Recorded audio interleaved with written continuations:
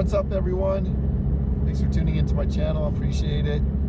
I'm on a road trip right now going from Tucson, Arizona area to Salt Lake City, Utah, because I got to go out there for a few things, see some friends. One of my friends is getting married.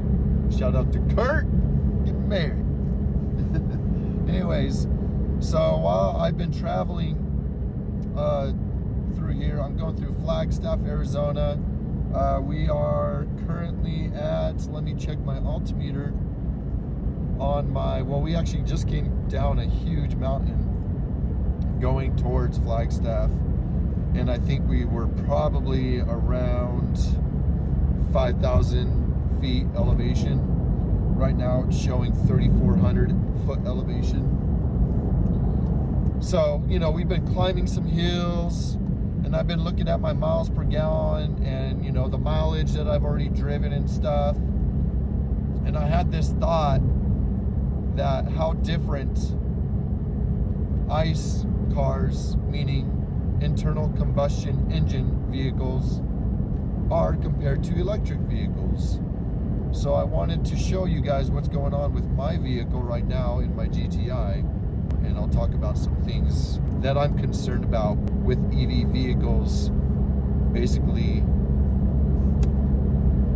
I wouldn't say ruin, but they are definitely starting to dominate the industry because every car manufacturer is coming out with more EV, more EV, more EV. And so anyways, I could go on and on and on with it, but I just wanted to show you something, so let's check this out. All right, as you can see here, I'm currently at 200.6 miles driven on this tank of gas. I filled it up, and that is how many miles I've gotten out of this tank of gas so far.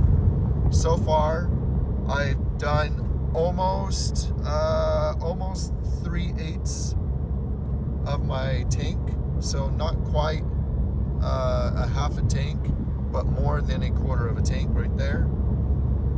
And I am averaging, I mean, the onboard computer is never really accurate anyways, so I'm going to be doing the math with my calculator when I have to fill up. But right now, I've been staying in the 30 mile per gallon plus, usually over 33 on average.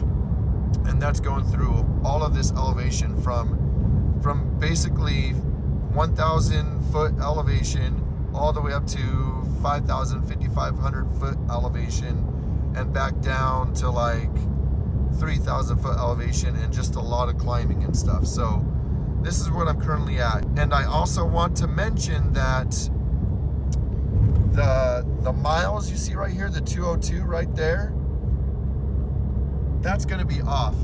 And the reason why that's going to be off is because this car comes with 18-inch wheels from the factory, and I have 19-inch wheels on there right now. And when you come over here and I see my speed, I've calculated my speed. So every single 16 mile per hour that I am doing, it's a +1. So when I hit 16 miles an hour, I'm really doing 17. When I hit 32 miles per hour on my speedometer, I'm really doing 34. So every 16 miles per hour, I have a +1. That basically tells me I'm going faster than my 62 mile per hour cruise right now. That basically, I'm really doing like 65, 66-ish. And so that affects also the miles that I've driven. So that 203.3 as of right now really is probably around, I don't know, 220, something like that I've actually driven. I also want to let you know that I have set my cruise control around 65 to 70 miles per hour in real speed, meaning if you follow what I just told you with the miles correction and my 62 mile per hour, I'm really going like 65 to 70, and I've been fluctuating that through a lot of elevation. Also with my AC on, and this is everything that I've gotten. So far the the mileage is looking really good as far as miles per gallon is concerned. So I just want you to remember those numbers, okay? The 204.4, which in reality is probably 220. The 65 to 70 mile per hour fluctuation in speed. Sorry, I need to get over because this guy behind me.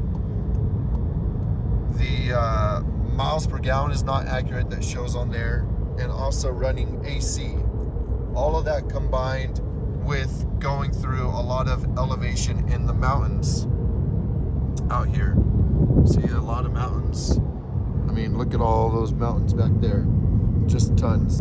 About this time right now with my driving, around the 220 mile mark, that is basically what a lot of EVs in the market today right now are getting on real-time range. Meaning, a lot of these EVs that are coming out with their claimed 250, 270, 280, 300 mile range, you're not really getting that kind of range out of those in real life. Especially in cold weather, you're not going to get that. You're not going to get that with your AC on. You're not going to get that going through mountainous areas. So what they're claiming from the factory is never real life range. And that's an issue to me. So I wanted to make this video because I am literally at the point of range that almost all of these EVs are going to get in real time. And I was thinking when I was looking at my range right now and my gas and everything, and I'm like, if I had an EV car taking this trip right now, I'd be having some major issues. I could not take this route to go to Utah. I would have to take a different route because there are no charging stations on the route that I am taking. So if you wanted to take a scenic route like I want to this time, not happening. You have to stay on the freeways or stay where a charging station is, if that charging station is going to even work, you know, because a lot of them that are not Tesla related, from all these other YouTube videos, a lot of them are not even working. Like, they show up and they're broken. So that's an issue. But I want to focus mostly on the range issue right now. We could go on and on and on with all the other stuff. But I do want to say that I am not against electric vehicles. Yeah, I like ICE vehicles. I like the sound. I like the feel that it gives me, the emotion. But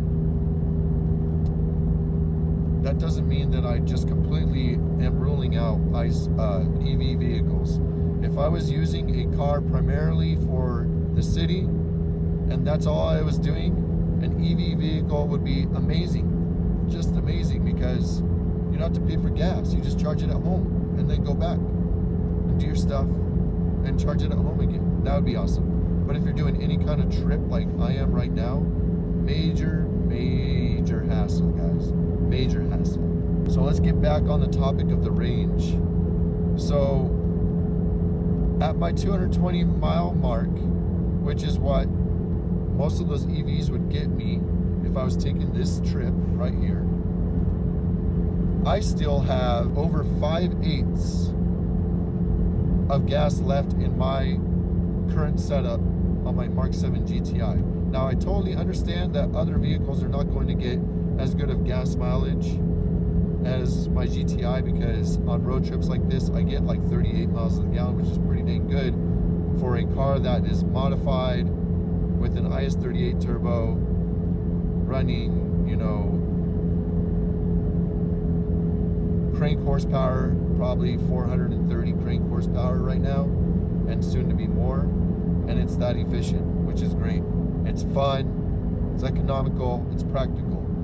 I understand a lot of the SUVs and stuff that are ICE vehicles aren't going to get that, but that's what I currently have. And so I'm comparing my car to an EV right now. So I have over 5/8 left of gas in my tank right now. Whereas if I had an EV vehicle, does not matter, I would have to stop and charge my EV vehicle at this moment in time, probably even earlier, probably miles ago, to be safe on the mileage, right? I would have had to stop and charge, which will take at least 20 minutes, and go out of my way to find that charging station. And then I'm wasting 20 minutes to do that charge, which is not going to even get me the full charge. So it will probably get me up to like 80%. Let's take the Ioniq 5, which I love that vehicle. I think it's awesome. I test drove it. It's amazing. But for the all-wheel drive version, I think it's like 258 mile range, which in reality is like 200. I would have had to charge already. And in that particular car, it takes 18 minutes to get it to 80%. Okay, that's 18 minutes if that charger is working, and if, number two, no one else is using that charger. What if someone else is using that charger? Then I have to wait even longer, right? It's just a hassle. But getting back on the range issue, I know I'm going off on sidetracks all this time, but stay with me. I would have had to charge already. While in my current GTI, I'm going to be able to still go another 200 miles at least. I'm probably going to get 500 miles on this one tank of gas. 500 miles. On an EV, within 500 miles, I would have had to charge 3, maybe 4 times. And I say 4 times because you're not getting the full charge. If you were getting the full charge, yeah, you could probably do it in 3 times. You would have to charge 3 times. But because you're only getting that 80% in that 18 minutes, you're going to now have to charge sooner the next time you have to charge. You get what I'm saying? So this is the biggest issue that I have with EV vehicles. It's not that I'm against EVs. I still like ICE, and I still want to always have an ICE vehicle, especially like a sport car with a manual. I always want to have that. Yes, my car's manual. 6-speed manual, not dual clutch manual. 6-speed manual. There's a difference. But anyways, and I'm not opposed to it, but when the EV vehicles don't offer enough range for me to take a road trip comfortably and quickly, like this road trip is an 11 to 12 hour drive for me. In an EV vehicle, it would probably be a 15 to 16 hour drive.